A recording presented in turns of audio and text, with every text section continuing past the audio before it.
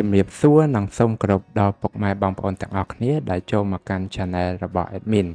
ដើម្បីទស្សនាវីដេអូតម្រុយឆ្នោតខ្មែរសម្រាប់ថ្ងៃទី17ខែ4ឆ្នាំ2025សម្រាប់វេលាម៉ោង1ម៉ោង3និងម៉ោង6ដូច្នេះកុំបង្អង់យូរសូមពុកម៉ែបងប្អូនកលេចមកមើលតម្រុយ2លេខតម្រុយ2លេខ Admin គឺមានលេខ42 46 52 58សម្រាប់ប៉ះ ABCD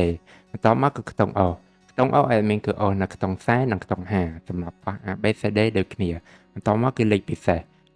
Admin គឺមានលេខ277គុណ456គុណនិង824គុណ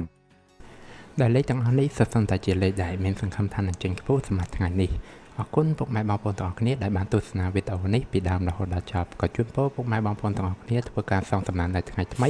ទទួលបាននូវការហេងឆ្នះចំទាំងអស់គ្នា